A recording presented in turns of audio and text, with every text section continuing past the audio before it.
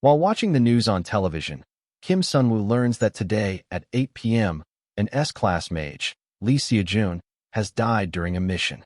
Sunwoo is deeply shocked upon hearing the report. The news reporter continues by explaining the circumstances of Lee Siojun's death. Siojun lost his life while subduing the evil dragon Cruas, which had appeared in downtown Seoul. During the battle, Siojun met his end. At the age of 25, Siojun had debuted as a mage in 2034 and quickly gained immense public admiration for resolving countless dangerous cases. Memorial altars for Siojun are scheduled to be set up across the country, and the public remains in great shock after learning of his passing. Sunwoo turns off the television, muttering that none of this makes any sense. Looking utterly stunned, he asks himself if the main character really dies at this point in the story. Still in disbelief, he tries to convince himself that it must be some kind of joke. The Siojun mentioned on the news was a 25-year-old genius mage and the young hero admired by everyone in this era. However, what matters even more is that Siojun is Sunwoo's classmate and also the main character of the novel upon which this world is based, Modern Wizard. Siojun is the protagonist. If everything had followed the original plot, the story was supposed to end happily, and Sunwoo believed that he would be able to return to his original world. Now, with the main character dead, all of Sunwoo's hopes are shattered, leaving him in complete despair. Sitting silently on the sofa, Sunwoo wonders what will happen next. He had believed that once the novel ended, he would be able to see his friends again. Now, let's find out how Sunwoo was transmigrated into the world of the novel. While having dinner with his friends, one of them asks a question. He wonders if someone who becomes a background extra in a novel should either seize all the lucky opportunities or avoid them entirely. He then asks which side they would choose. The female friend replies that she is not stupid, so she would obviously take all the lucky chances for herself. At that time, however, Sunwoo replies that there is no way he would do that.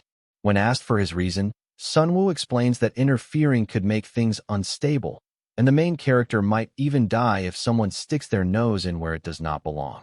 If that happens, then everything would be ruined. Hearing this, his friend asks whether Sunwoo truly believes he would never step forward. Sunwoo replies that it would not be easy, as he would have to endure unimaginable hardships. Moreover, he is not confident that he could work as hard as the main character. Sunwoo's friend realizes that he has a valid point. At that moment, Sunwoo notices that he has received a notification on his smartphone. He opens it to take a look and then informs his friends that it says he has won some kind of event. The friend sitting next to him becomes interested and asks what kind of event it is. Sunwoo reads the message, which claims to be from OK, the author of Modern Wizard. The sender congratulates Sunwoo for winning the event and informs him that he has received a special travel ticket to a very special place. Soon after, a confirmation message appears, asking Sunwoo whether he wants to claim the reward. Sunwoo excitedly blurts out in front of his friends that they are sending him on a trip. The female friend is amazed and compliments Sunwoo on his unbelievable luck. The friend beside him looks jealous and asks when Sunwoo even applied for something like that. Sunwoo decides to claim the reward and clicks the Yes button. After clicking the button, he happily raises his smartphone into the air. In the very next moment, Sunwoo finds himself standing inside a magic circle in another world. Sunwoo was wearing the same clothes as the students present there, so the others assumed he was just another student who had climbed onto the magic circle while it was being drawn. That was how Sunwoo fell into the novel he loved reading, Modern Wizard. Now, Sunwoo finds himself in a very dire situation because the story has become tangled, and the original plot is not allowed to change. Because of this, Sunwoo has only been acting outside the main storyline, yet he continues to wonder where everything went wrong. Suddenly, the television stops working, which leaves Sunwoo even more confused. He stands up to check the television, but when he casually looks outside through the window, he notices the sky cracking and glowing with a pink light. He is deeply shocked and wonders what is happening, so he moves closer to the window to take a better look. There, he sees that all the people within the novel's world are slowly fading away. He shouts in panic, asking what is happening, and at that moment, a notification appears informing him that Siojun has died, causing all main scenarios to be marked as failed. Since the scenario can no longer proceed, the system decides to reset the world. Sunwoo becomes terrified and anxious, and in the next moment, his body begins to crack and shatter. He finds himself surrounded by darkness, but soon hears someone calling out to him, referring to him as a student and ordering him to stop sleeping and wake up because they have arrived at the school. Sunwoo gasps, taking a deep breath as he opens his eyes. He realizes that he is sitting on a bus, and the bus driver is scolding him for sleeping even though they have already arrived at the school. Startled, Sunwoo quickly apologizes and steps off the bus, wondering why the driver addressed him as a student. As he thinks about it, Sunwoo remembers that he was in his room only moments ago, so he cannot understand why he has woken up on a bus. He feels as though the world has ended and wonders if everything he experienced was just a dream. As bright sunlight falls on him, Sunwoo notices the academy building standing in front of him. He soon realizes that this is the school from which he once graduated. However, something feels wrong, as the date displayed reads 2032, which was 7 years ago. Sunwoo inspects his body and is struck with fear when he realizes that he has gone back 7 years into the past. Soon after, the principal addresses everyone entering the Korea Magic Academy and gives a brief introduction to the entrance and opening ceremony. The announcer then instructs the students to take their seats. While everyone around him appears cheerful and is chatting excitedly, Sunwoo feels like he is on the verge of losing control. Standing there alone, he realizes that everything is exactly the same as it was 7 years ago. With no other choice, Sunwoo is forced to accept that he has returned to the past. Sunwoo begins to think about the reason behind Siojun's death. According to the original story, there was absolutely no reason for Siojun to die. Krua's going berserk was exactly how the plot was supposed to unfold, and after a fierce battle, Siojun was meant to defeat the dragon. Since this did not happen, Sunwoo concludes that there must have been another hidden cause behind Siojun's death. While sitting in his seat, Sunwoo mutters angrily that he does not understand it, then turns around and looks at the other students happily chatting with one another. This makes him consider the possibility that Siojun could die again in this life. Sunwoo wonders whether he would be sent back to the past once more or if the world would simply end. Nothing is certain right now, but one thing is clear. He must not allow Siojun to die again. This time, Sunwoo decides that he will make the first move.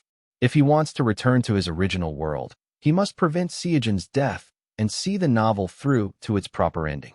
To achieve this, Sunwoo knows he must first grow closer to the main characters. With that in mind, he greets a girl who is about to sit beside him. Hearing Sunwoo's greeting, Yuera looks at him with, she is a second-year student who ranked second overall in the school and is also one of the people Sunwoo needs to get close to, starting now. Era coldly asks Sunwoo if he knows her, then turns her head and questions when they ever met for him to act so familiar. Sunwoo is stunned by her reaction and finds himself unable to respond.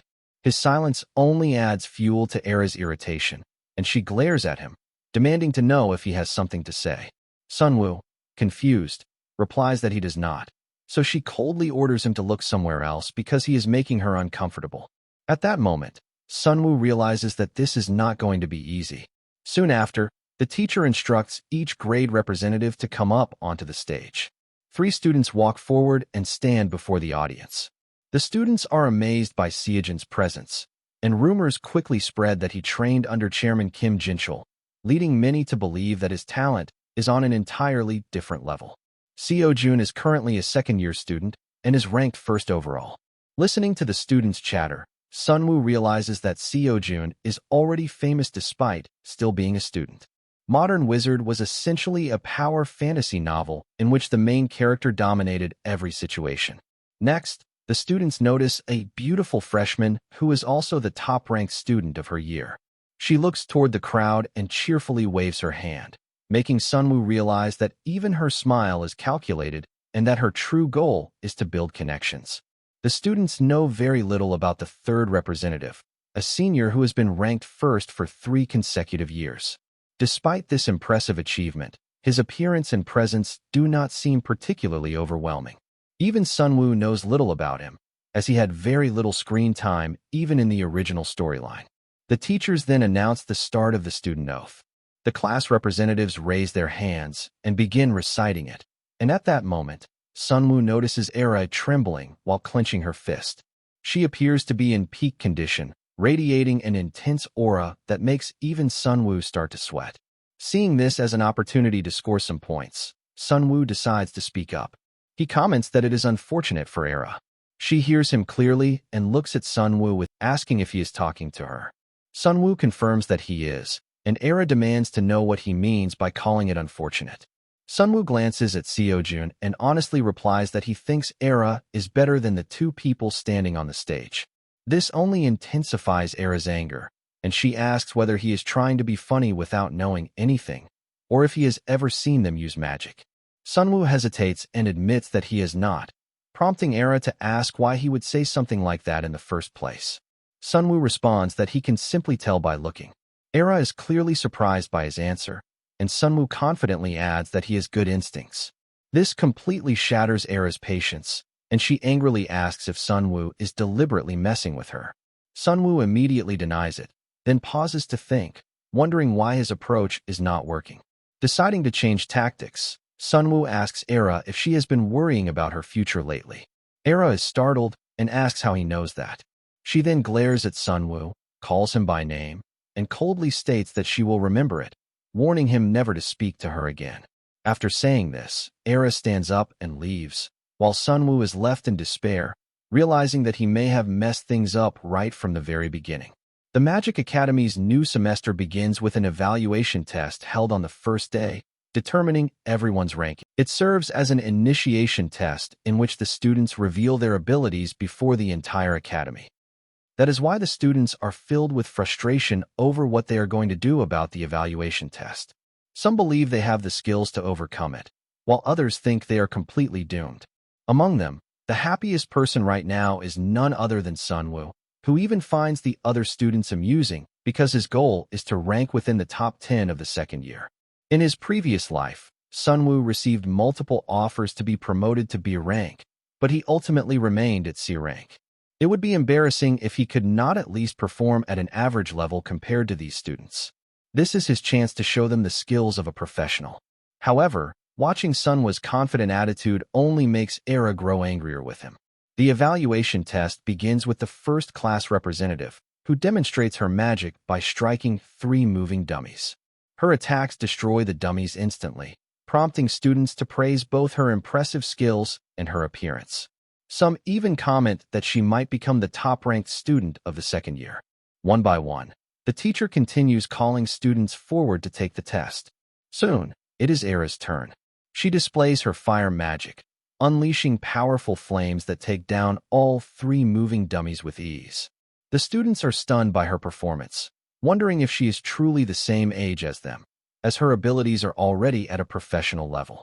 Some students remark that her talent is being overshadowed simply because Siojun is present, even though Era herself is considered legendary. Next, it is Siojun's turn to demonstrate his sword skills. He takes his stance, accelerates toward the target, and eliminates all the dummies in a single strike. The students erupt in excitement after witnessing his overwhelming strength. Everyone is impressed except Era, who is clearly distressed, something Sunwoo notices immediately. Sunwoo knows that Era is extremely talented, but Siojun is already on par with an active professional mage.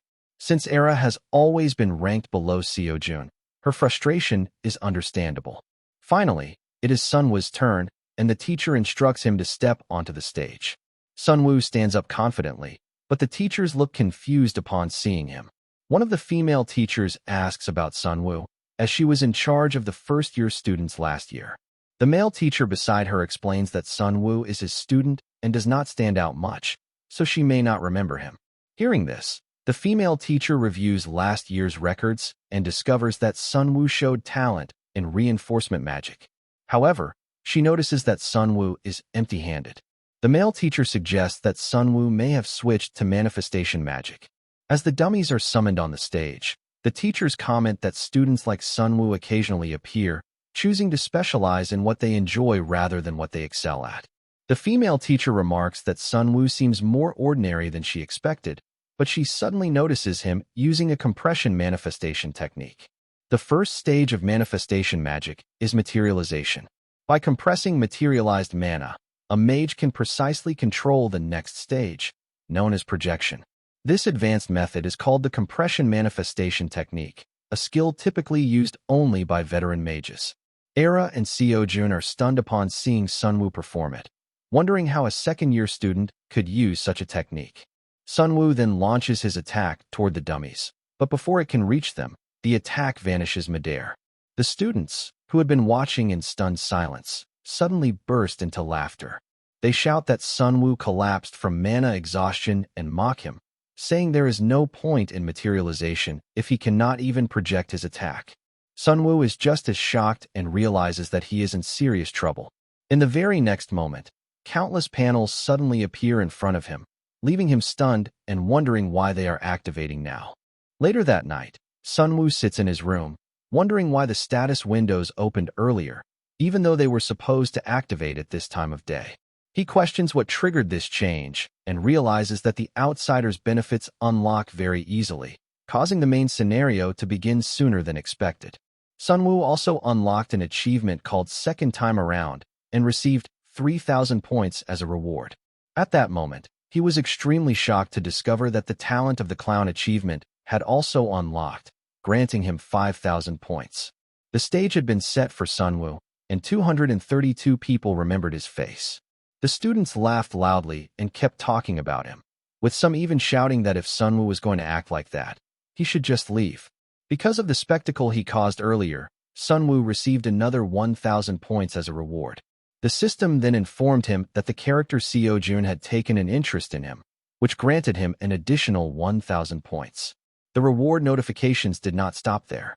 Even the four main characters had noticed Sunwoo, earning him another 3,000 points. Now, sitting alone in his room, Sunwoo is amazed to realize that he earned 10,000 points in such a short amount of time. However, to use those points, he must unlock the Outsider's Benefit privilege. Outsider's Benefit is a special privilege that only Sunwoo, the possessor in this world, can access.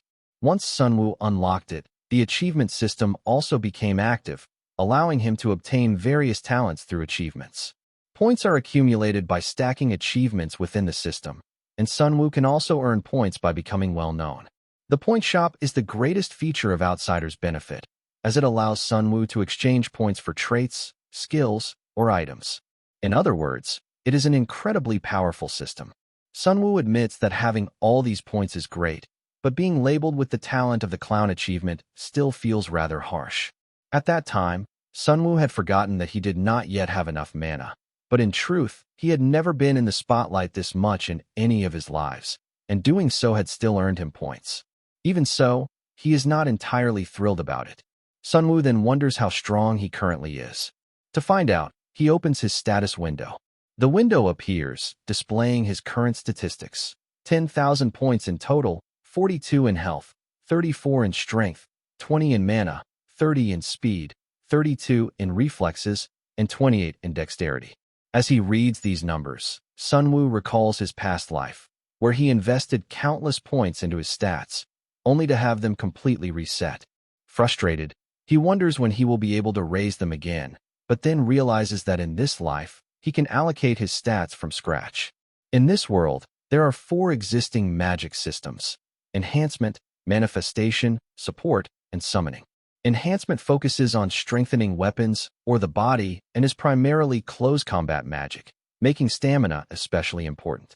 Manifestation involves materializing magic and firing it outward, resembling a more traditional style of magic. Summoning and support classes specialize in summoning creatures and providing assistance through magic. For the record, Sunwoo chooses manifestation as his specialty, stating that if he is going to use magic, he might as well look cool doing it.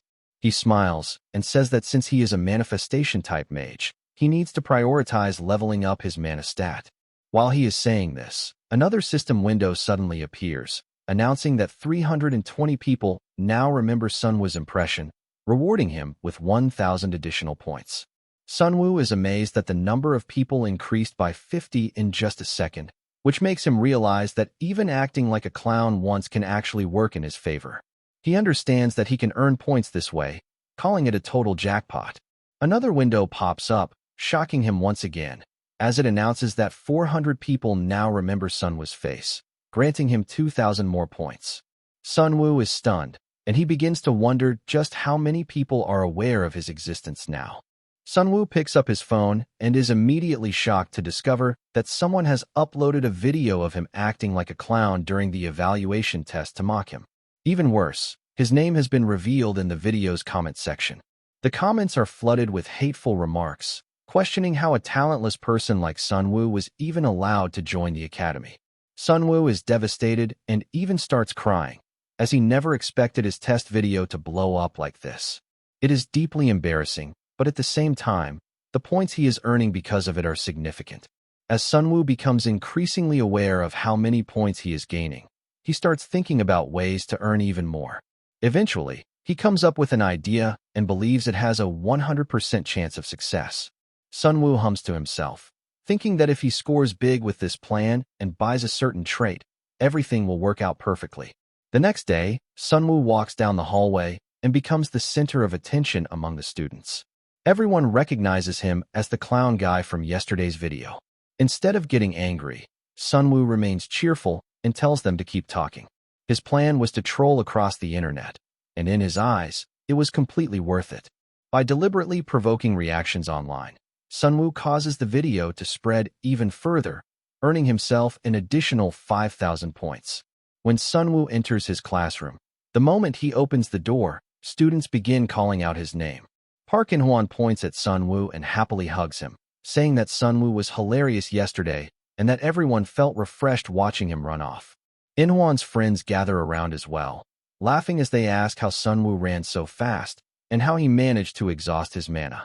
They conclude that Sunwoo's family must be influential because otherwise there would be no way he could survive at the academy.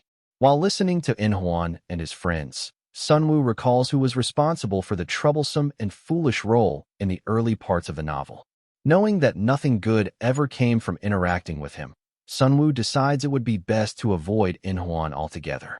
However, In-hwan suddenly calls out to Sunwoo, declaring that from today onward, Sunwoo's nickname is Blockhead. He adds that Sunwoo must come running immediately whenever he is called, and if he fails to do so, his school life will become very difficult. At that moment, Siojun steps in and tells In-hwan to stop. In-hwan clicks his tongue while looking at Siojun and responds that he had already been told not to pick on weaker students. Despite appearing irritated, In-hwan turns away, sarcastically remarking that if the world-renowned genius Siojun wants to play the hero, then ordinary people like him will obediently step aside. Siojun glares at In-hwan, frightening him enough that he and his friends leave immediately. After they leave, Siojun asks Sunwoo if he is all right. Sunwoo confirms that he is and thanks Siojun for stepping in. Siojun then starts to mention the video from the previous day, but Sunwoo instinctively responds that he is fine. However, realizing the situation, Sunwoo quickly pretends to cry, saying that Siojun is right and that he is so embarrassed he feels like he could disappear, especially since the video has already spread everywhere. Seeing this, Siojun advises Sunwoo not to let the video bother him too much, and says that the real problem lies with the person who maliciously spread it. Afterward, Siojun prepares to leave, but Sunwoo grabs his shoulder and asks him to wait. Siojun turns back in confusion, and Sunwoo suggests that they team up together for this semester's dungeon class. Siojun is taken aback by the proposal and asks why he should agree. Sunwoo simply smiles and replies that it would be beneficial for Siojun as well. Siojun thinks for a moment after hearing Sunwoo's proposal, but ultimately declines, saying that he has never considered Sunwoo as a potential teammate. Sunwoo then tells Siojun that there are 2 reasons why he should team up with him. Hearing this, Siojun smiles and decides to listen to Sunwoo's explanation. Sunwoo states that the first reason is that he is ranked dead last in the entire second year. Siojun bursts into laughter upon hearing this and asks if that is really his reason. Sunwoo continues by explaining that Siojun already knows joint tests include adjustment points. Since Siojun is ranked first in the school, partnering with someone ranked last would actually increase Siojun's overall score. Siojun realizes what Sunwoo means and admits that it does make sense, but he believes the risk involved is still too high. Sunwoo then explains the second reason, revealing that Era has already recruited 2 low-ranking students for her team. Siojun is clearly surprised by this information. Sunwoo continues, saying that Siojun already knows Era specializes in wide-area magic, which means she can easily handle situations even when teamed with lower-ranked students. Siojun agrees with this reasoning, and Sunwoo proceeds to mention a third reason. Hearing this, Siojun is surprised, as Sunwoo initially said there were only 2 reasons. Ignoring Siojun's reaction, Sunwoo explains that the third reason is his confidence that his own skills are actually quite decent, despite being ranked last. Siojun smiles at this and compliments Sunwoo for being genuinely funny. In the end, Siojun agrees to form a team, making Sunwoo happy as he achieves his goal. Suddenly, Siojun interrupts and says that he has one condition. Confused, Sunwoo asks what it is, and Siojun explains that he will choose the remaining team members. The two shake hands, confirming the deal. At that very moment, Sunwoo receives a notification stating that the character Siojun has taken a deep interest in him, earning Sunwoo 2,000 points as a reward. Sunwoo finds this outcome satisfying. The lecture then begins, with the teacher explaining the origins of magic, which date back to the 14th century. At that time, magic consisted of only 2 systems, unlike the 4 systems that exist today. However, those 2 systems eventually collapsed for unknown reasons. The teacher then asks the students to explain why this happened. Sunwoo raises his hand to request permission to answer. The teacher allows him to speak, and Sunwoo replies that it was due to the appearance of the first enhancement mage in the 18th century, known as the Blood Sword. The teacher praises Sunwoo for his excellent knowledge and continues, explaining that the appearance of the Blood Sword mage was a shocking event for medieval mages who believed in the supremacy of manifestation magic. The manifestation mages of that era were no match for Blood Sword, and this moment marked the beginning of rapid research into new forms of magic. Sunwoo listens attentively while thinking that classical magic theory and complex formulas, which are difficult even for Siojun, are much easier for him thanks to the outsider's privilege. This privilege provides him with basic information and even interprets it for him, giving him greater confidence in written subjects than any other student. He realizes that he could easily write exams and pass without much effort. Sunwoo answers another question from the teacher, which causes some students to whisper among themselves, saying there is no point in paying attention in class when the student ranked last is answering everything. This irritates Sunwoo, and he glares at them, thinking that if they are jealous, they should try answering the questions themselves. After the class ends, the teacher instructs the students to head to lunch. The students gather their belongings and leave the classroom. Sunwoo prepares to leave as well, but Siojun suddenly calls out to him and suggests that they eat together to celebrate forming a team. Sunwoo agrees, and after getting their lunch, Siojun spots an empty seat and points it out to Sunwoo. As they walk and chat cheerfully, Shin Youngjin waves energetically to catch Siojun's attention, signaling that he is already seated there. Youngjin and Siojun appear to be very close friends, interacting happily with each other. Youngjin is one of the major characters in this world and Siojun's best friend. Since top-ranked students cannot achieve high scores by teaming up together, it seems they have split into separate teams this time. Siojun sits down, followed by Sunwoo. Youngjin notices Sunwoo and recognizes him, cheerfully mentioning that he also saw the video. Full of energy, Youngjin then asks Siojun when the two of them became so close. Siojun replies calmly and informs Youngjin that they have decided to do the dungeon exploration together the day after tomorrow. Hearing this, Youngjin becomes confused and quietly asks Siojun if he is confident about getting first place even without the last place adjustment bonus. He then asks why Siojun is even concerned about that in the first place. Siojun explains that Era seems extremely serious this time. When Youngjin asks how Siojun knows this, Siojun reveals that Era has already added 2 of the lowest-ranked students to her team. Youngjin is shocked upon hearing this and comments that she really is intense. Siojun responds that no matter what, they should just eat for now. Youngjin agrees, saying that he is hungry anyway. While they are chatting happily and eating, Siojun stares in their direction, wondering if that person is from the Great Sage's forest. Sion's friend notices her gaze and asks what she is looking at. Siojun smiles and replies that it is nothing, but she continues to glance at Sunwoo, wondering how he managed to get close to Siojun, a senior. Later, during the next class, Sunwoo stands in front of the training dummies once again. This time, he decides to use a carefully controlled amount of mana.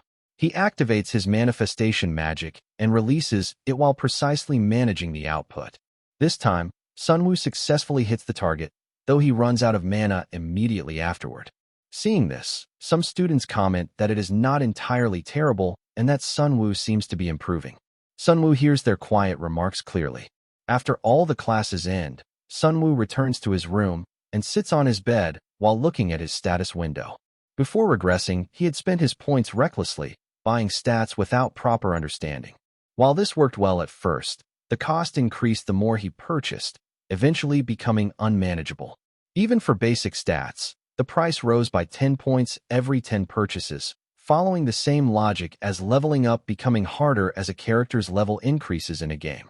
After thinking carefully and considering the long-term effects, Sunwoo realizes that instead of spending points like cash, it would be better to gradually increase his stats using traits or items that enhance mana growth. He uses the search function and enters the keyword mana, then scans the results until he finds the trait that appeared midway through the novel. Upon finding it, he opens the trait's description page. The trait is called Protection of the Great Nature, and its classification and description state that it absorbs mana from nature. Its first passive effect, Blessing of Great Nature, allows the user to acquire additional mana while cultivating mana. Depending on the surrounding environment, Sunwoo can gain up to 150% additional mana. The second passive effect, Rest of Great Nature, increases mana recovery speed by 50%. There is also an active skill listed, but its name is locked and can only be unlocked when the proficiency grade increases. The cost to unlock it is 50,000 points. Sunwoo decides to purchase this trait, along with the Returner's Wristwatch, rank B, which increases stamina and mana recovery speed by 200%. He buys both by selling Master Chef, an A-rank talent he inherited in this life. Although selling a high-grade talent feels somewhat wasteful, Sunwoo knows he made good use of it, since traits can always be exchanged for points. Feeling relieved, Sunwoo believes that thanks to acquiring Protection of the Great Nature and the Returner's Wristwatch, his growth speed will be much faster than before his regression. Suddenly, Sunwoo receives a notification on his mobile phone, which startles him, as there should be no one trying to contact him. He pulls out his phone and realizes that someone has added him to a group chat. The members are listed as Shin Ji-hyuk, Yoon Haeyoung, and Young Jin-tae. Sunwoo mutters that he doesn't really know anyone except Haeyoung and wonders if they are all low rankers. Haeyoung does become an important character later on, but at the moment, she has not yet realized her true potential, so her role remains limited. Siojun is also in the group and asks everyone to share their specialties. Although Siojun already knows most of this information, there may be students who do not. Ji-hyuk reveals that he is a support-type mage with manifestation as his secondary. Haeyoung explains that she specializes in manifestation, her attribute is ice, and her secondary is support. Jin-tae messages that he is an enhancement type with manifestation as his secondary, though he admits he is not very good at it. Sunwoo then shares his own information, stating that he uses manifestation magic and has no attribute. Reading this, Ji-hyuk responds with laughing emojis, saying that there is probably no one in the school who doesn't already know about Sunwoo's manifestation skills. This irritates Sunwoo, but he calmly replies that he simply wanted to inform everyone. Sunwoo then explains that Siojun should act as the main attacker, while the remaining members provide support. If they aim for first place, they will need to outperform Era's team. Sunwoo begins to wonder who Era has chosen as her teammates. The next morning, Sunwoo attends Teacher Lee's class, where the students are practicing manifestation magic. Teacher Lee observes the class carefully, correcting students who focus too much on control while neglecting release. She instructs them to apply slightly more power to their mana and fire it more decisively. A female student acknowledges her advice. Meanwhile, Era showcases her fire attribute by launching attacks at the target, leaving the watching students impressed. Teacher Lee acknowledges Era's impressive abilities, but considers them largely a result of natural talent and aptitude. She notes that Era still needs refinement, as her mana utilization is somewhat inefficient. While reflecting on this, Teacher Lee notices Sunwoo practicing materialization and realizes how much he has improved. Previously, he was so focused on manifestation that he struggled even with release, but now he is executing precise control and release using minimal mana. She finds it rare for someone his age to accurately recognize and correct their own weaknesses, and she feels genuinely pleased with his progress. When the class ends, Teacher Lee thanks the students and dismisses them. The students leave while chatting about how helpful the class was and expressing relief that they can finally rest.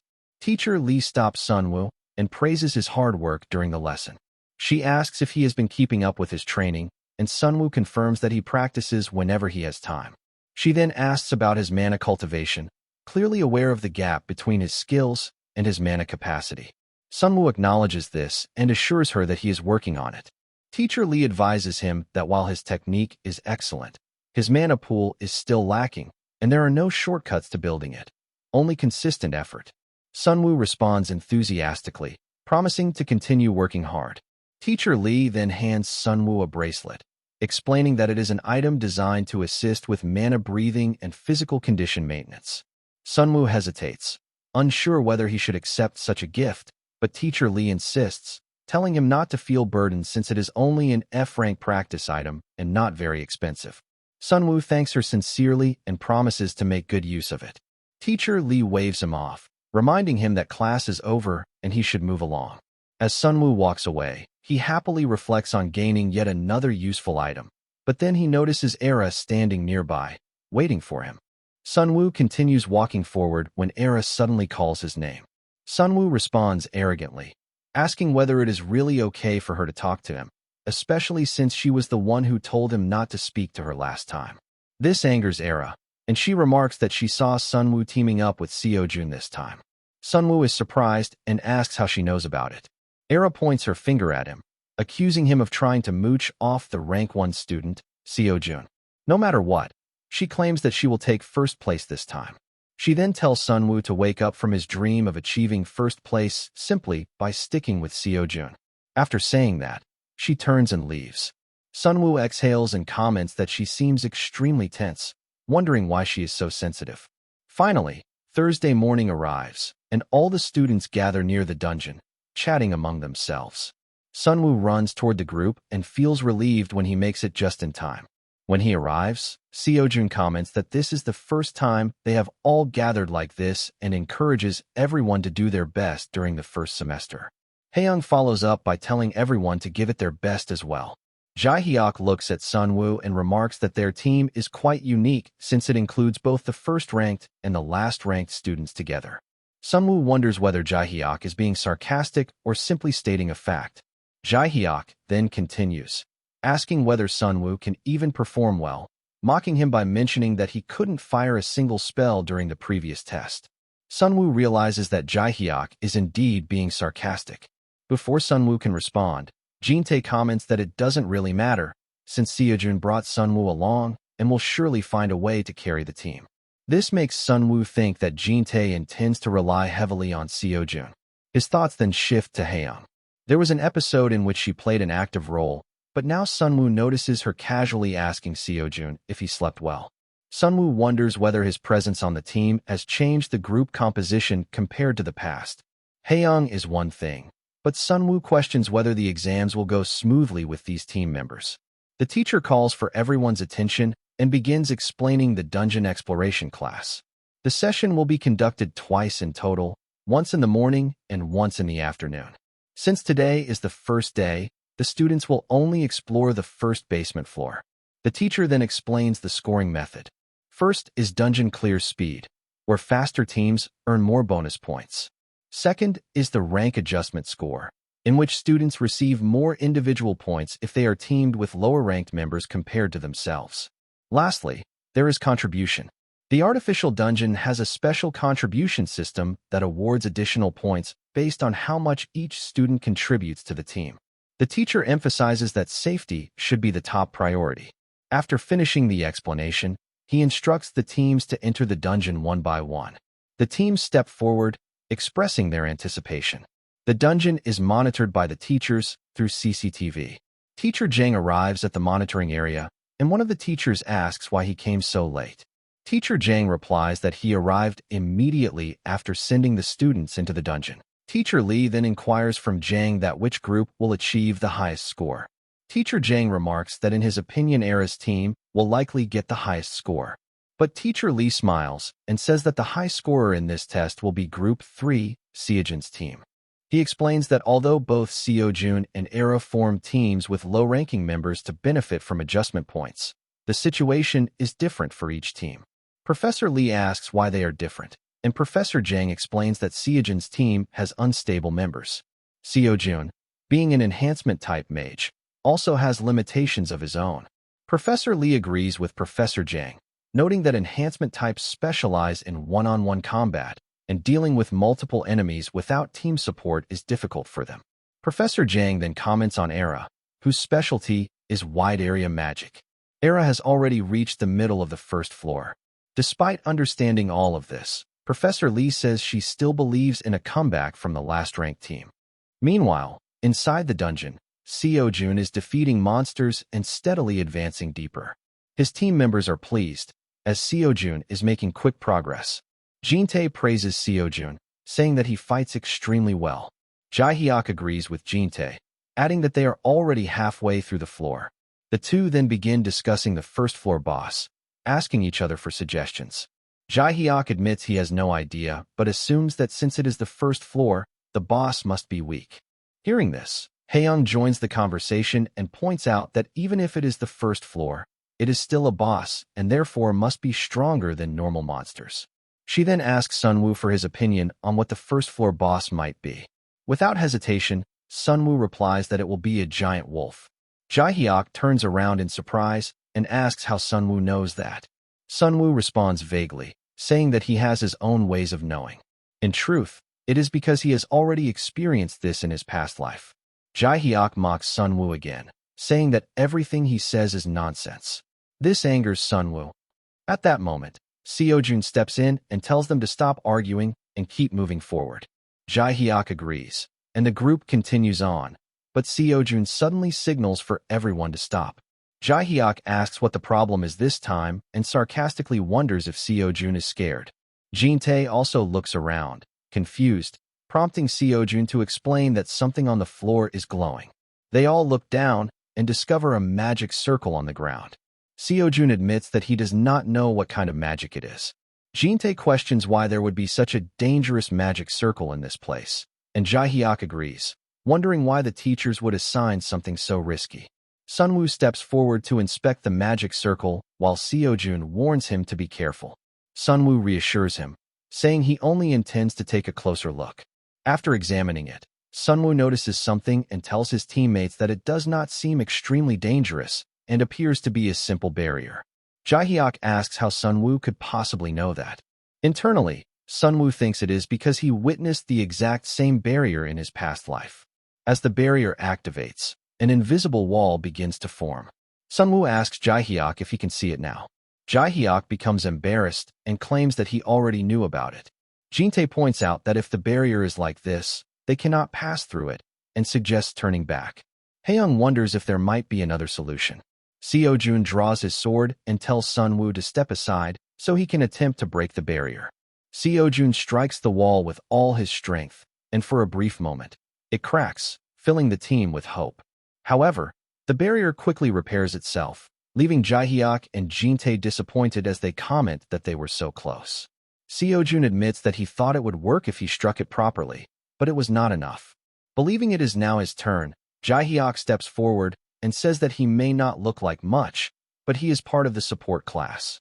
Rolling up his sleeves, he approaches the magic circle and begins analyzing its structure. After some time passes, Jae-hyuk looks shocked and tells the others that it is an extremely complex magic circle. He estimates that it could take 40 minutes or more to fully analyze, but promises to do his best. At that moment, Sunwoo grabs Jae-hyuk's hand and asks him to wait, saying that he wants to try solving it himself. Acting arrogantly, Jae-hyuk asks whether Sunwoo even knows what he is doing. Ignoring him, Sunwoo places both of his hands into the magic circle. A system panel opens, stating that the unique trait, Outsider's Benefits, is activating and interpreting the magic formula. The riddle of the world appears in front of Sunwoo, and he quickly grasps the correct solution. He begins solving it, and within seconds, the problem is resolved and the invisible wall disappears. Sunwoo turns back and informs the others that it was a success. Even Siojun is amazed that it worked so quickly. The most shocked person, however, is Jaehyuk. Sunwoo then receives a notification stating that the character Siojun feels amazement toward him, and Siojun's interest level in Sunwoo has increased. As a reward for Siojun's interest level reaching 1, Sunwoo earns 5,000 points. Sunwoo wonders what exactly the interest level system is. As soon as the invisible wall vanishes, the first floor boss appears, and once again, Sunwoo's earlier prediction proves correct. The boss of the first floor is a giant wolf. Jinte remarks that it is exactly as Sunwoo said. The giant wolf immediately attacks Siojun, but Siojun defeats it in a single decisive move. After the boss monster is taken down, Haeyoung is amazed by how Siojun handles a boss as if it were an ordinary monster. Soon after, the exit gate opens, and Siojun's team leaves the dungeon. The teacher waiting outside welcomes them back and announces that they have placed second for the first week. Siojun is surprised and asks which team secured first place.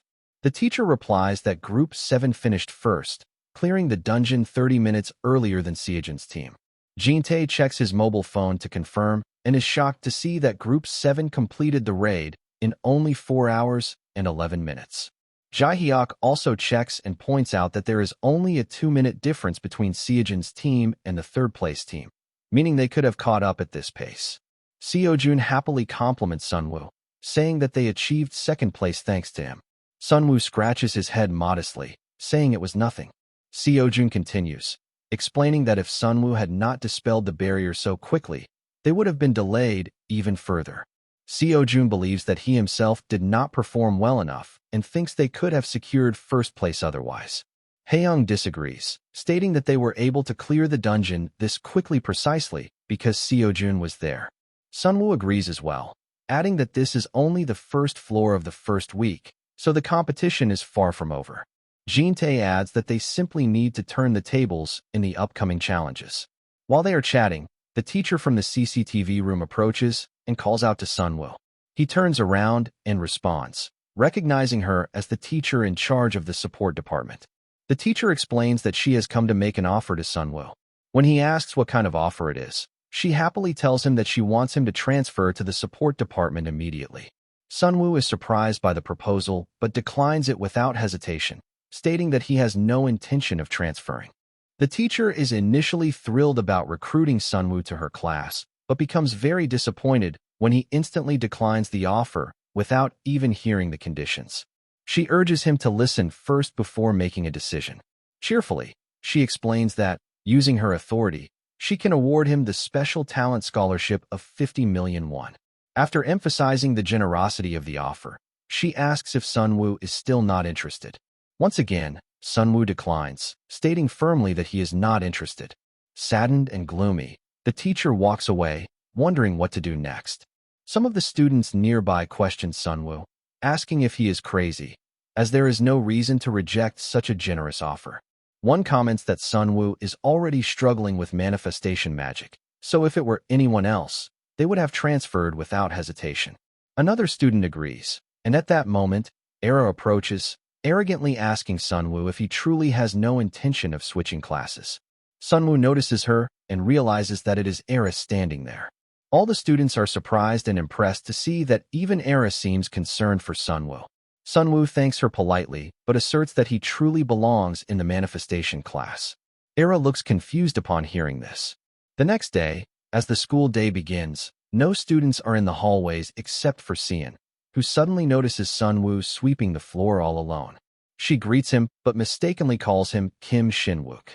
Sunwoo immediately corrects her, saying his name is Sunwoo, not Shinwook.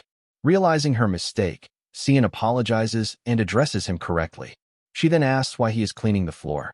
Sunwoo replies casually that it looked dirty, so he decided to clean it. Sian nervously smiles, complimenting Sunwoo on his kindness, and waves as she walks away, telling him to keep up the good work. However, once she is at a distance, her expression changes as she mutters that Sunwoo is doing something so useless.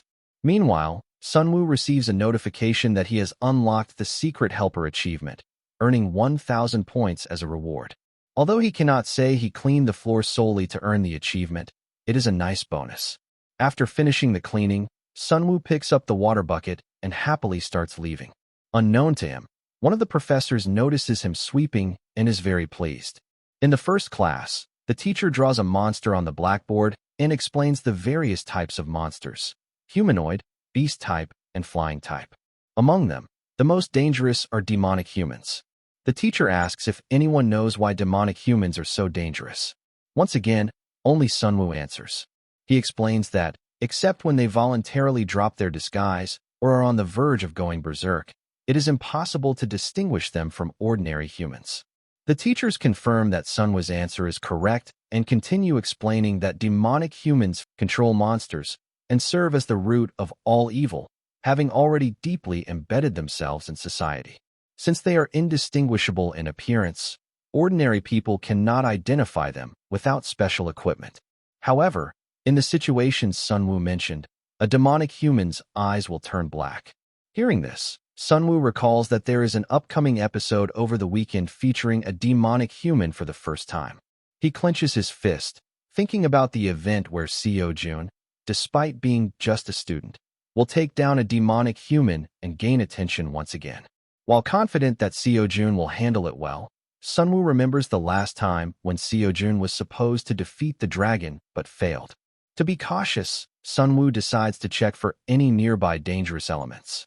Sunwoo also needs money if he wants to follow Siojun and operate independently. He knows Siojun could get seriously hurt, so he begins to ponder his options. After all classes end, during the next session, Sunwoo focuses on cultivation. After practicing for a while, he receives a system notification informing him that his mana has reached 0.02. Additionally, he acquires an extra 0.03 mana thanks to the effects of Blessing of the Great Nature. Another panel notifies him that his Blessing of the Great Nature proficiency has increased by 12%. Sunwoo stretches happily, feeling that every moment spent cultivating brings real value. At this point, he has accumulated a significant amount of mana. While stretching, Sunwoo receives another notification stating that his trait, Blessing of the Great Nature, has reached grade 2. Consequently, the active effect of the trait, Heart of the Great Nature, has been unlocked. Just as he expected, he confirms that purchasing Protection of the Great Nature was a wise decision. He clicks on the status window to check the description. Heart of the Great Nature drastically increases mana recovery speed by 1000% for 1 minute. While the cooldown is somewhat long, he can now use it whenever necessary to fully replenish his mana. Sunwoo feels thrilled, convinced he is perfectly suited for manifestation magic. Then, Sunwoo recalls the teacher who attempted to recruit him. Dispelling barriers was only possible because of the outsider's benefits, which means he cannot create them himself. Therefore, supporting magic seems impossible for him, or so he believes. Despite missing out on the support class scholarship, he acknowledges it as a shame. Currently, his total bank balance is only 30,000, reminding him that being a student often means being poor. Sunwoo sits on the floor, brainstorming ways to earn money quickly and safely. Going through dungeons and hunting monsters is too dangerous, and climbing the tower is restricted since he is still a minor and cannot obtain a license. After careful consideration, Sunwoo comes up with a plan and decides to implement it. Later that night, in the school staff room, the professor who noticed Sunwoo sweeping the floor praises him to the other teachers. Another professor asks if it was indeed Sunwoo, and the name piques the interest of both the teacher who tried to recruit him and Teacher Lee. The first professor continues, explaining that Sunwoo arrived at school early and cleaned the floors. The older professor adds that Sunwoo remains focused even in the early hours and actively participates in class, showing excellent attitude. Teacher Lee compliments Sunwoo as a model manifestation student, taunting the female teacher by saying that even though she tried to recruit him, Sunwoo wasn't the type to be easily swayed. This frustrates the red-haired teacher. Meanwhile, the black-haired professor remarks that it is reassuring to have such a diligent and pleasant student these days. Back in his room, Sunwoo smiles, thinking of his money-making plan, simply not being a normal student. He feels clever and pleased with himself. At that moment, he receives a notification that he has unlocked the Student Loved by Teachers achievement, earning 2,000 points as a reward. Delighted with the extra points, Sunwoo enters the points shop, uses the search function, and purchases an item. he decides to spend 10,000 points, declaring that he will maximize his earnings. The next morning, on Saturday, Sunwoo heads to the tower. When the guard asks for his license, Sunwoo reaches into his pocket, pulls out a fake license, and claims to be 25 years old with a C rank. The guard asks to see a mage license for verification, so Sunwoo calmly presents an identity card. The guard swipes it through the verification device. The system then confirms that Sunwoo is a C-class mage named Kim Jinwoo. Although Sunwoo appears nervous, everything proceeds without issue. This is the new identity he purchased from the point shop just a few days earlier. In this world, a mage license is no ordinary document. It contains a special magic formula that makes forgery impossible. On top of that, Sunwoo is wearing glasses with a dyeing effect, making his disguise flawless. With his identity secured, Sunwoo enters the Tower of Proof, determined to clear it quickly and head straight to the Han River, where Siojun is scheduled to confront the Demonoid. The tower welcomes him, and he steps onto the teleportation device to move directly to the 10th floor. However, the tower notifies him that the rewards will be reduced since the 10th floor has already been cleared. Sunwoo proceeds anyway. His true objective lies elsewhere. Portals serve as convenient transportation methods within all towers. Across the world, towers vary in structure, monster strength, and trap difficulty. The Tower of Proof, featured in the novel's side story, is notorious for its unusual difficulty, so much so that even established guilds hesitate to challenge it. Upon arriving on the 10th floor, Sunwoo is greeted by a monster and defeats it with ease. While the monsters themselves appear relatively weak, the real danger lies in the scattered traps and high-level magic formulas embedded throughout the floor. In many ways, the environment feels perfectly suited to Sunwoo's abilities. With time to spare, he decides to continue deeper. Meanwhile, near the Han River, Youngjun and Siojun arrive at the festival grounds. Despite the event not having officially begun, the area is already crowded. Youngjun suggests taking a photo with his best friend, Siojun, capturing the moment before the festivities start.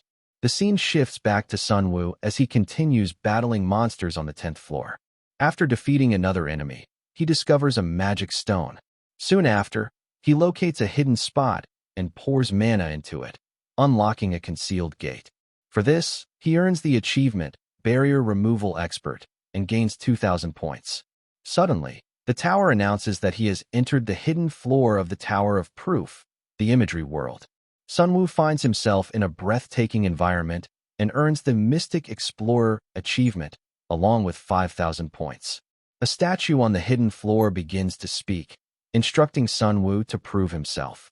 A yellow light rises around him, and in the next instant, he is surrounded by flower fairies. Though they are C-rank monsters and not particularly powerful, they are known for their unstable behavior, attacking humans on sight. Sunwoo easily overwhelms one of them, causing the rest to scatter. However, he quickly realizes that simply defeating them will not clear the floor. Proving his individuality requires something more. At that moment, Sunwoo's unique trait, Outsider's Benefits, activates, allowing him to interpret complex magic formulas. The magic circle into which he poured mana begins revealing coded patterns that must be deciphered.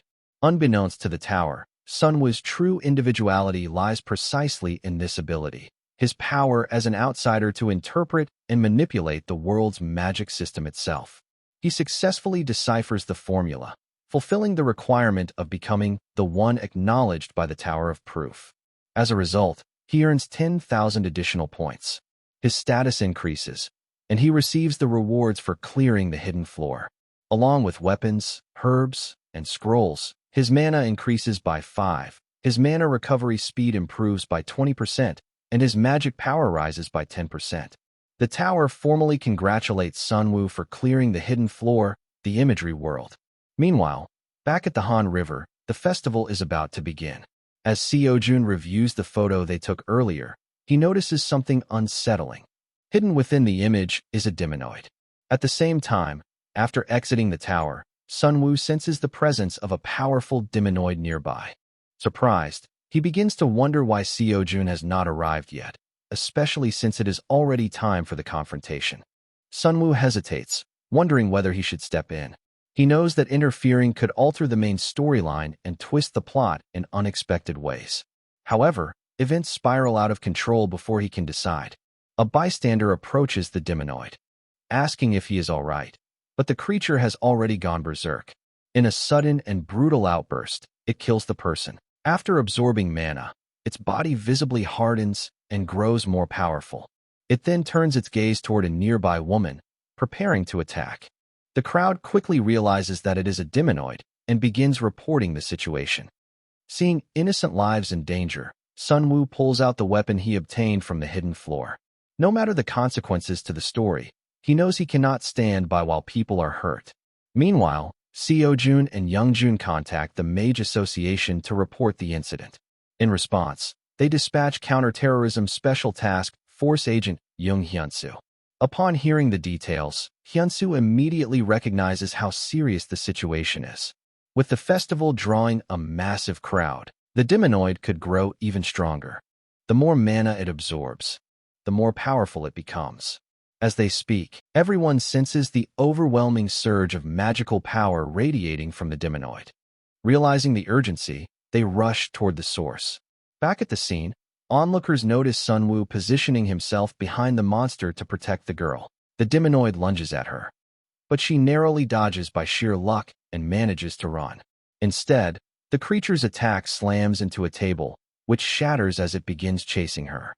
Assessing the situation, he steadies himself, channels his mana, and carefully aims for the creature's weak point. His attack lands, but to his shock, the Demonoid remains standing. Now fully aware of Sunwoo's presence, the Demonoid shifts its focus and charges at him. Understanding the danger, Sunwoo activates his skill, Heart of Great Nature, doubling his mana recovery speed for 1 minute. He knows he cannot defeat the creature within that short window, but he can at least weaken it significantly. The Demonoid halts momentarily after being struck by Sunwoo's attacks.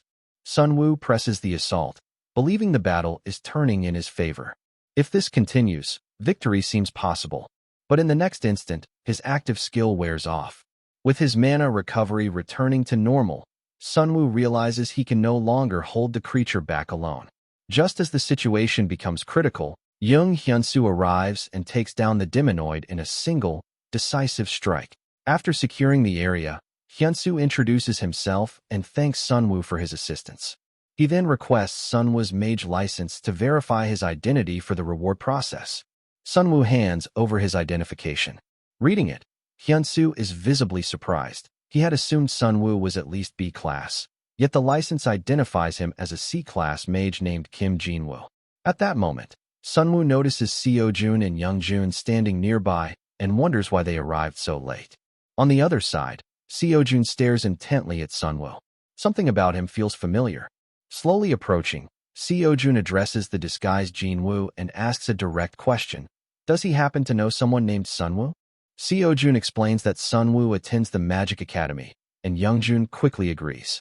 To them, Jinwoo gives off the exact same vibe as Sunwoo, so they cautiously ask whether he might be Sunwoo's relative. Sunwoo simply tilts his face away and calmly claims he has never heard that name. Before the conversation can continue, Jung Hyunsu steps in and tells them to leave the scene. He thanks Sunwoo once again for his assistance. Even as they walk away, Siojun keeps staring at Sunwoo, which only makes him more nervous. Hyunsu decides to depart first, noting that reporters and additional agents will soon arrive to handle the aftermath. After thanking Hyunsu, acknowledging that they survived thanks to his timely intervention, Sunwoo finally has a moment to breathe. Then a system notification appears. He learns that by participating in the subjugation of the B-class villain Jang Han, a small but significant change has occurred in the story. As a result, Sunwoo receives 53,000 points, and his causality increases by 0.2. Causality, the system explains, is earned by resolving important events in the main storyline. The greater the change in the narrative, the more causality increases. Reading this, Sunwoo begins to reflect. In the original timeline, the first life where he did not intervene, perhaps Siojun had died. If that is true, then by stepping in, Sunwoo may have saved him. The system further reveals that causality can unlock authority, and if he reaches 100 causality points, he can achieve anything he desires. That single line makes his heart race. Does that mean he could return to his real world? From that moment on, Sunwoo resolves to actively intervene in the main storyline, not only to save Siojun, but also to accumulate causality. Soon after, he receives notification of the reward payment for subjugating the berserk Demonoid. Since carrying the spear back to the dorm would have been awkward, the monetary reward works out perfectly. Deciding he deserves proper rest after such an exhausting day, Sunwoo heads to the 5-star exclusive Hotel Hansung. As he enters, he reflects on how the Hansung Group has grown into a global conglomerate, an organization that possesses power, authority, and immense wealth. In the original story, they also played a significant role. Inside the lobby, Sunwoo notices employees welcoming the vice chairman of Hansung Group, Han Siojun, the #1 successor candidate for the chairman position. An employee informs Siojun that his younger sister has expressed her intention to join him for dinner. Surprised, Siojun decides to meet his sister, Sian, for the first time in a while. Hearing Sian's name triggers Sunwoo's memory of her importance in the original story. After booking a room, Sunwoo reviews the items he obtained. The spear is far too conspicuous, so he decides he must sell it. The magic enhancement scroll can be used later, and he plans to give the herbs to Sian, but that will have to wait until tomorrow. The next day, Sunwoo wakes up to unexpected news. He is everywhere. Media outlets report that a mere C-rank mage cleared the hidden floor of the Tower of Proof and immediately afterwards subjugated a berserk Demonoid at Han River Park.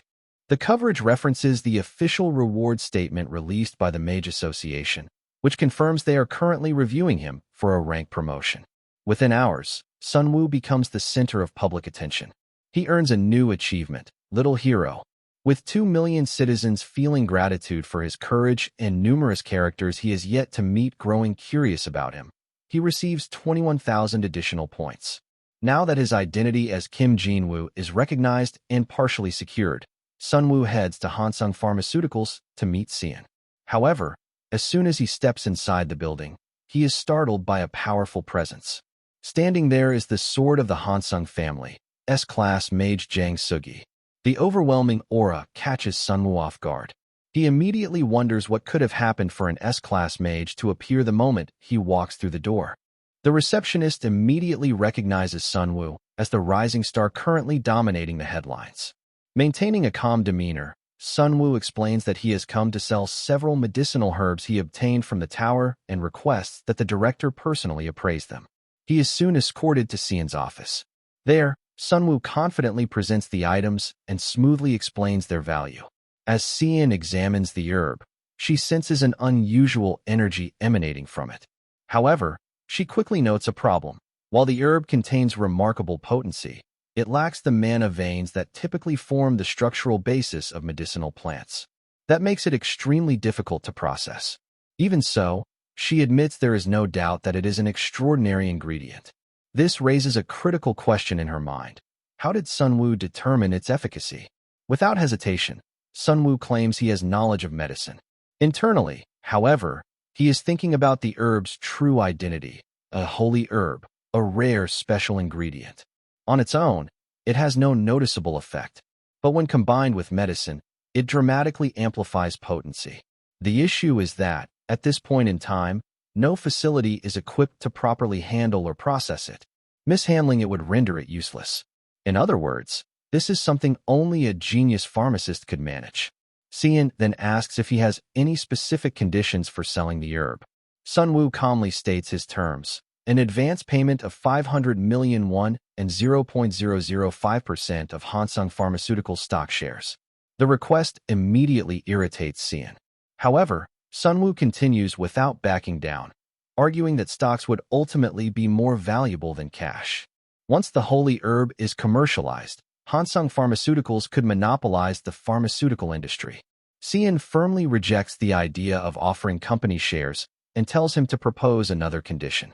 Just as Sunwoo expected, he shifts his demand. Instead of shares, he asks for VIP membership to the underground auction. In addition, he wants access to potion crafting services and item procurement through their network. He makes it clear that he will pay for the items himself. Sian smiles sharply, remarking that it sounds as if he is asking her to become his errand runner. At that moment, Sunwoo drops a calculated move. In exchange, he says he will reveal the weakness of her older brother, Vice Chairman Siojun. Sian freezes.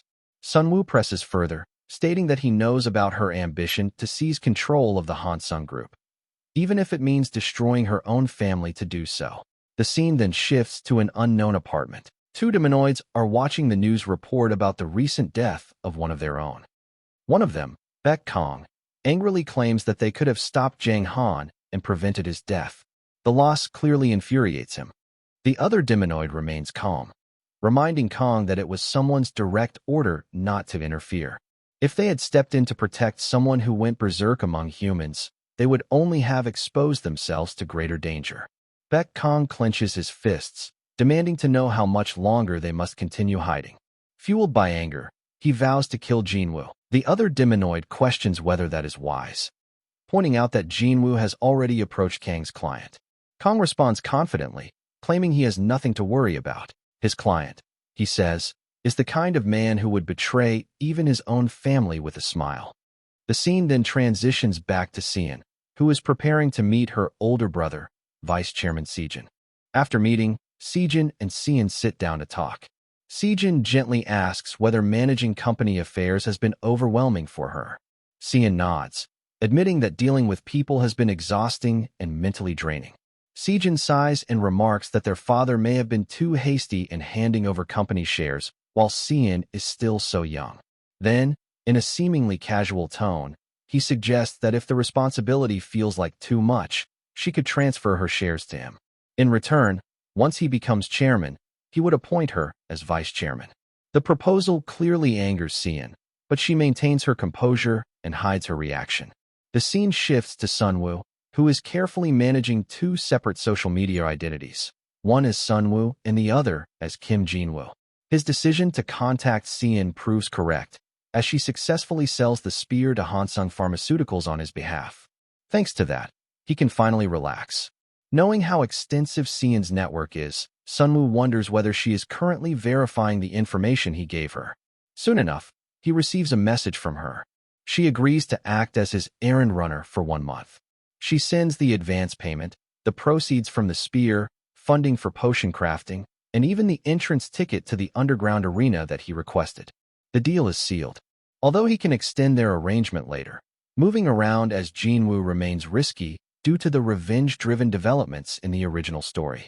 To protect himself, Sunwoo purchases the A-rank trait, Killing Intent Detect, which allows him to sense hostile intent directed at him within a 500-meter radius.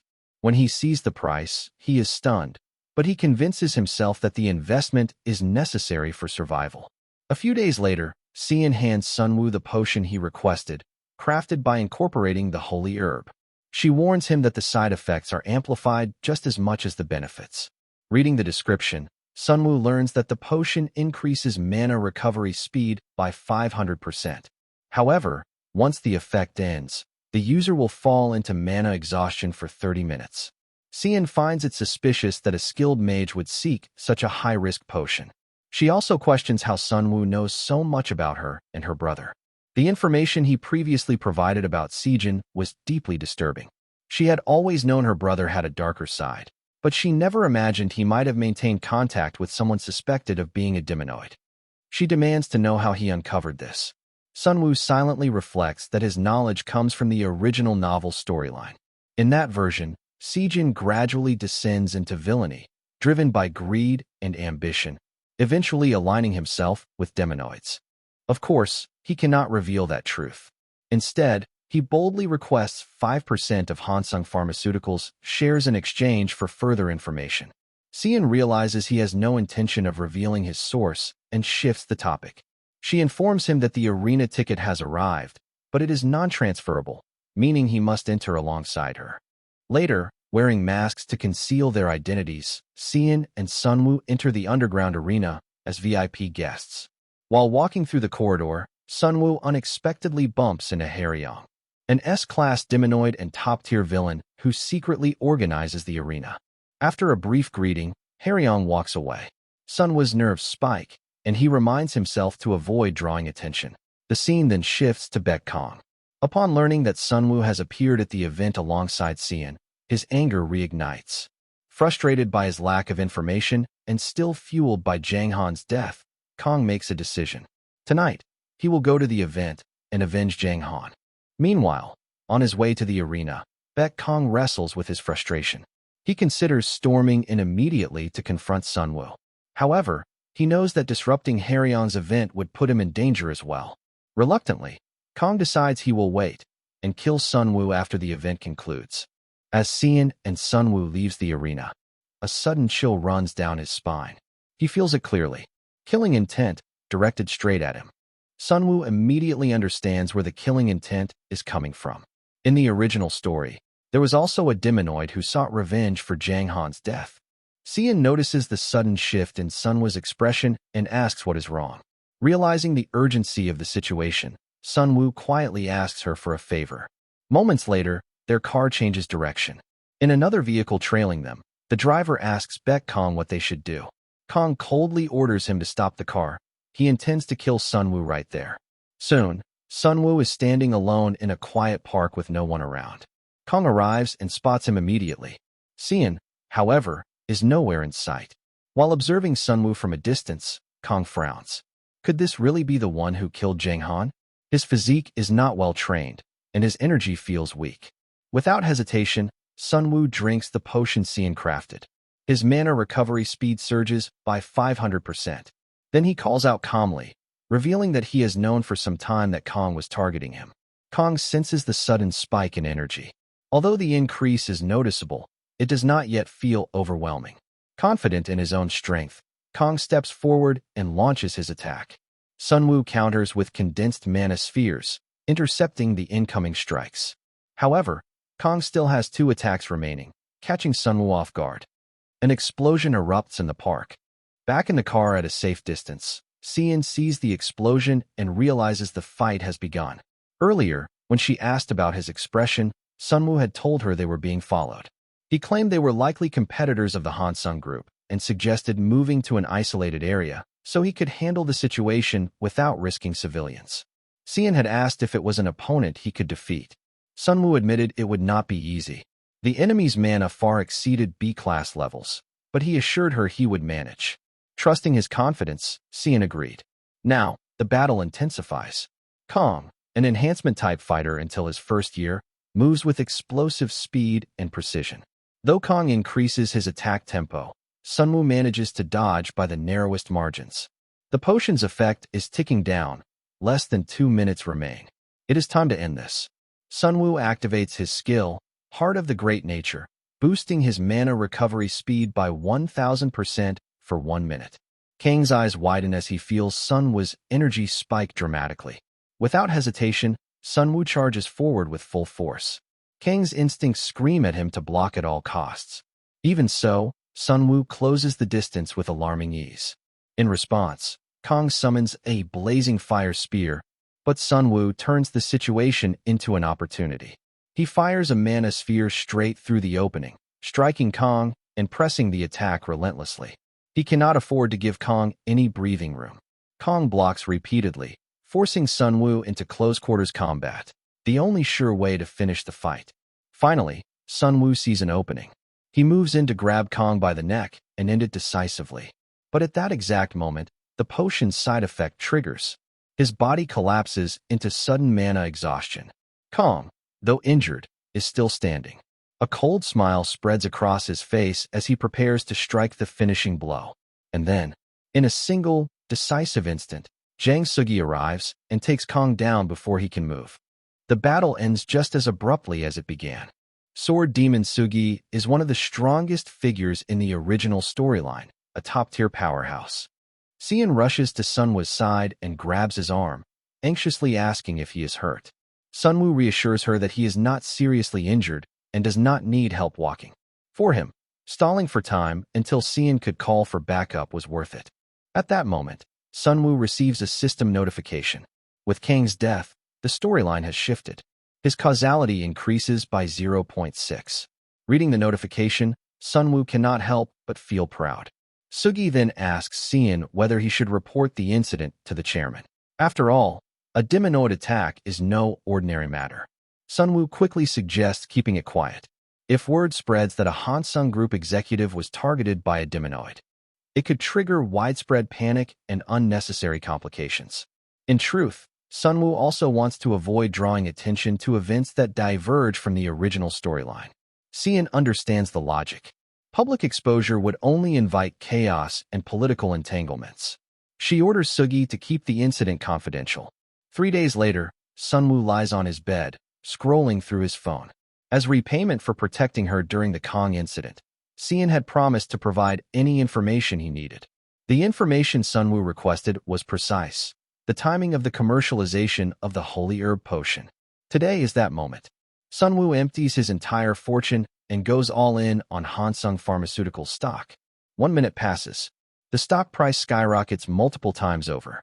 Before his regression, Sunwoo spent his entire life running dungeons and still struggled to afford even a single house. Now, wealth comes this easily. The irony makes him feel strangely relieved.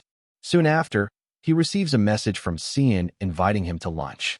She mentions she has a gift for him. When Sunwoo arrives at the cafe, Sian is already waiting. Sunwoo asks about the promised gift. Sian explains that she uncovered the identity of the demonic hunter who attacked them. His name was Kong, a notorious hitman disguised as a human. During her investigation, she discovered something more disturbing. Kong frequently traded with none other than Siojun. Sunwoo already knew Siojun had dealings with Demonoids, but he did not realize Kong was directly involved. He chuckles lightly, commenting that while the information is interesting, it does not feel like a personal gift. Sian then reveals the real gift, something for his future endeavors. She wanted to meet today because she expects to be busy for a while. Sunwoo asks why. Sian explains that since uncovering Siojun's connection to Kong, she believes Siojun was the mastermind behind the recent attack. Whether it is settling a debt or a grudge, she intends to deal with him. Although this conclusion stems from a misunderstanding, one fact remains true: Siojun is destined to become a villain. Eventually, he will stand in Sian's way as well. From Sunwoo's perspective, using Sian to bring down Siojun is not a bad strategy. As she prepares to leave, Sian turns back and says she personally chose the gift, hoping he will like it. After thanking her, Sunwoo opens the box. Inside is a B-rank mana alloy bracelet, a durable accessory infused with mana for enhanced defense. Sunwoo smiles, clearly pleased. But suddenly, a system window appears. It informs him that authentication access has been triggered because Haryong has developed curiosity about him. The scene shifts to Haryong, seated calmly while reviewing documents. He enters the room and greets him. He mentions that he wishes to discuss matters regarding the 10 Demon Alliance. But before that, he has a question. A few days ago, he and his close associates, Jang Han and Kong, were both killed. Coincidentally, a single human mage appears to be connected to both incidents. According to Kang's investigation before his death, that same individual visited Haryong's arena not long ago. He looks directly at Haryong and asks, "Has he, by any chance, heard the name Jinwoo?"